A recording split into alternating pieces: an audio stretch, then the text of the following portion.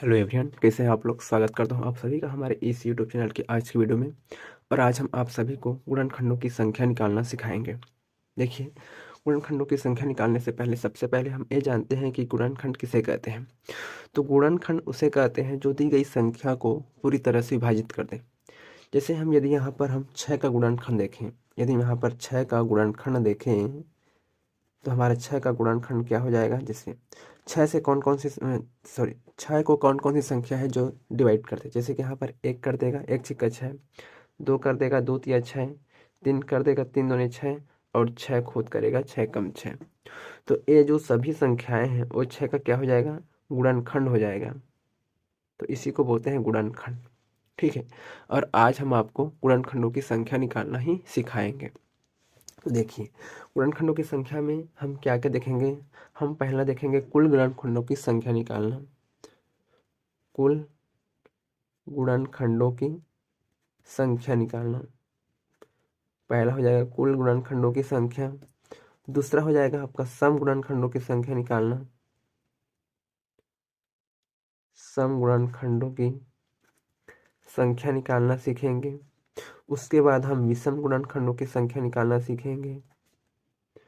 विषम गुणनखंडों की संख्या निकालना सीखेंगे। उसके बाद हम अभाज्य गुणनखंडों की संख्या निकालना सीखेंगे। अभाज्य गुणनखंडों की संख्या निकालना सीखेंगे। तो हम ये सभी चीज़ें आज सीखने वाले हैं। पहला है कुल गुणनखंडों की संख्या, उसके बाद सम गुणनखंडों की संख्या, विषम गुणनखंडों की संख्या और अभाज्य गुणनखंडों की संख्या। ठीक है, तो हम बारी बारी से इसको समझते हैं। देखिए, तो सबसे पहले हम यहाँ पर एग्जाम्पल लेके चलते हैं। हमें 360 का क्या करना है, ये चारों चीज निकालना है। कुल गुणनखंडों की संख्या, सम गुणनखंडों की संख्या, विषम गुणनखंडों की संख्या और अभाज्य गुणनखंडों की संख्या। तो सबसे पहले हम इस 360 को क्या करेंगे, इसको हम सबसे पहले तोड़ेंगे। कैसे तोड़ेंगे, इसको अभाज्य संख्या ग्रुप में तोड़ेंगे। और अभाज्य संख्या क्या होता है आपको बता चुके हैं। ठीक है, तो सबसे पहले हम इसको तोड़ेंगे। आप चाहें तो इसको आप अभाज्य गुणनखंड विधि से कर सकते हैं, इस तरीके से। ठीक है, इस तरीके से जो करते हैं स्कूल में, इसी तरीके से। जैसे यहाँ पर 2 से 180 बार में जाएगा, 2 से ये 90 बार में जाएगा और 2 से ये 45 बार में जाएगा। ठीक है, उसके बाद ये 3 से 15 बार में जाएगा और 3 से 5 बार में जाएगा और 5 से 1 बार में जाएगा। तो इसको हम किस तरीके से लिख सकते हैं, देखिए इसको हम लिख सकते हैं। 2 कितना बार आया है, 2 3 बार आया है तो हम 2 के पावर 3 लिख देंगे, गुणित 3 कितना बार आया है, 2 बार लिखे हैं, 2 बार आया है तो 3 को हम 3 के पावर 2 लिख देंगे। और गुणित 5 कितना बार आया है, 5 एक बार आया है तो 5 के पावर 1 लिख दें। उसके बाद कुछ भी नहीं आया है, 1 को हम नहीं लिखते हैं। ठीक है, तो ये हमारा हो जाएगा। इसको हम अभाज्य गुणनखंड का संख्या के रूप में लिख लिए हम। ठीक है, पावर के रूप में। अब देखिए, 2 भी अभाज्य है, 3 भी अभाज्य है और 5 भी अभाज्य है। तो इसी तरीके से आपको तोड़ना है। ठीक है, उसके बाद देखिए, सबसे पहले हम निकालते हैं कुल गुणनखंडों की संख्या। तो कुल गुणनखंडों की संख्या निकालने के लिए क्या करेंगे, हम इसके जो पावर दिया है उसमें हम 1 जोड़ेंगे और आपस में सभी को मल्टीप्लाई करेंगे। जैसे यहाँ पर 3 है तो 3 प्लस 1 हो जाएगा, गुणित 2 है तो यहाँ पर 2 प्लस 1 हो जाएगा, उसके बाद गुणित 1 है तो यहाँ पर 1 प्लस 1 हो जाएगा और गुणित हो जाएगा इस तरीके से। ठीक है, तो यहाँ पर 4, यहाँ पर 3 और यहाँ पर 2, तो 4 3 12 और 12 दूनी 24। तो यहाँ पर टोटल गुणनखंडों की संख्या हो जाएगा 24।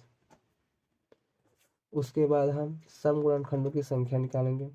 तो सम गुणनखंडों की संख्या निकालने के लिए क्या करेंगे, हम यहाँ पर सब सम संख्या के सम जो भाज्य संख्या है यहाँ पर 2, उसके पावर में 1 नहीं जोड़ेंगे तो यहाँ पर हमारा 3 ही हो जाएगा। उसके बाद बाकी सभी में 1 जोड़ेंगे, 2 प्लस 1 हो जाएगा और यहाँ पर 1 प्लस 1 हो जाएगा। तो यहाँ पर कितना हो जाएगा, 3, गुणित ए भी 3 हो जाएगा और गुणित ए हो जाएगा 2। तो 3 3 9 और 9 दूनी 18, तो हो जाएगा हमारा 18 हो जाएगा सम गुणनखंडों की संख्या। उसी तरीके से तीसरा निकालेंगे हम अभाज्य विषम गुणनखंडों की संख्या। विषम गुणनखंडों की संख्या निकालेंगे तो क्या होगा, हम सम के पावर को नहीं लिखेंगे। तो यहाँ पर 2 की पावर 3 लिखा है, हम 3 को नहीं लिखेंगे। तो यहाँ पर बाकी के सभी के पावर में 1 जोड़ेंगे। तो यहाँ पर 2 है तो 2 में 1 जोड़ेंगे और गुणित करके 1 है तो यहाँ पर 1 में भी 1 जोड़ेंगे। तो यहाँ भी आएगा 2 और 1 3 और गुणित 1 और 1 2, तो 3 2 कितना हो जाएगा, यहाँ पर 6। तो हमारा 6 क्या हो जाएगा, आंसर हो जाएगा। उसके बाद चौथा नंबर में आ गए हम। चौथा नंबर में क्या है, अभाज्य गुणनखंडों की संख्या। तो अभाज्य गुणनखंडों की संख्या में क्या करेंगे, सभी के पावर को हम यार ऐड कर देंगे। ठीक है, जितना भी दिया था यहाँ पर दिया है 3, 2 की पावर 3, 3 के पावर 2 और 5 की पावर 1। तो इसी सभी के पावर को हम ऐड करेंगे तो कितना हो जाएगा यहाँ पर 3 प्लस 2 प्लस 1, तो कितना हो जाएगा हमारा 6 हो जाएगा। तो अभाज्य गुणनखंड की संख्या कितना हो जाएगा 6। तो इस तरीके से हम कुल गुणनखंडों की संख्या मतलब गुणनखंडों की संख्या निकालते हैं। और एग्जाम्पल लेके समझते हैं एक और। ठीक है, ये हम दूसरे एग्जाम्पल लेते हैं हम यहाँ पर 720। ठीक है, एग्जाम्पल नंबर 2 लेते हैं हम 720। 720 का भी सभी हम चारों चीज़ निकालेंगे। ठीक है, पहला क्या है कुल गुणनखंडों की संख्या। तो देखिए सबसे पहले हम इसको उसी तरीके से तोड़ते हैं 720 को। तो कैसे हो जाएगा, 720 को तोड़ेंगे तो 2 से आपका 360 बार में जाएगा, 2 से 180 बार में जाएगा। ठीक है, फिर 2 से 90 बार में जाएगा, यहाँ पर फिर 2 से जाएगा 45 बार में, उसके बाद 3 से 15 बार में जाएगा, और 3 से 5 बार में, और 5 से 1 बार में। क्या क्या हो जाएगा यहाँ पर लिख सके हैं 2 के पावर यहाँ पर 4 बार आया है तो 2 के पावर 4 गुणित 3 के पावर 2 और गुणित 5 के पावर 1। इस तरीके से हम इसको लिख सकते हैं। अब हम यहाँ पर पहला निकालेंगे कुल गुणनखंडों की संख्या। कुल गुणनखंडों की संख्या निकालेंगे। तो कुल गुणनखंडों की संख्या निकालने के लिए क्या करेंगे, सभी के पावर में 1 जोड़ेंगे और आपस में गुणा करेंगे। ठीक है, तो यहाँ पर 4 है तो यहाँ 5 हो जाएगा, गुणित 2 है तो यहाँ पर 1 जोड़ के 3 हो जाएगा, गुणित 1 है तो यहाँ पर 2 हो जाएगा, और इन सभी को आपस में गुणा करेंगे तो 5 3 15 और 2 30, तो यहाँ पर टोटल 30 आ जाएगा। ठीक है, कुल गुणनखंडों की संख्या क्या हो जाएगा यहाँ पर 30 हो जाएगा। उसके बाद यहाँ पर हम दूसरा नंबर निकालेंगे सम गुणनखंडों की संख्या। सम गुणनखंडों की संख्या।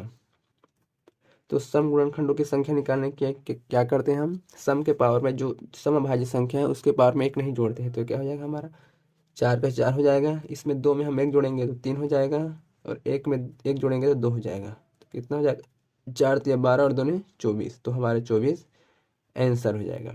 उसके बाद तीसरा निकालेंगे हम विषम गुणनखंडों की संख्या। विषम गुणनखंडों की संख्या। विषम गुणनखंडों की संख्या निकालेंगे तो क्या करेंगे, हम सम के पावर को यहाँ पर छोड़ देंगे। यहाँ पर 2 की पावर 4 दिया है तो इसको हम 4 को नहीं लिखेंगे। बाकी जो संख्या लिखा है 3 के पावर 2 लिखा है तो हमें 2 लिखेंगे, 2 में 1 जोड़ेंगे, 2 में 1 जोड़ेंगे तो 3 हो जाएगा, और 5 का पावर 1 है तो 1 में 1 जोड़ेंगे तो 2 हो जाएगा, तो 3 2 6 हो जाएगा। ठीक है, उसके बाद चौथा क्या है हमारा अभाज्य गुणनखंडों की संख्या। अभाज्य गुणनखंडों की संख्या। तो यहाँ पर 2 के पावर 4 है तो 4 हो जाएगा, प्लस यहाँ पर प्लस करना है। ठीक है, मल्टीप्लाई नहीं करना है। 3 के पावर 2 दिया है तो 2, प्लस 5 के पावर 1 दिया है तो 1, तो कितना हो जाएगा 4 2 6 और 1 7। तो हमारा 7 क्या हो जाएगा अभाज्य गुणनखंडों की संख्या। तो इस तरीके से हम किसी भी संख्या के कुल गुणनखंडों की संख्या निकालते हैं।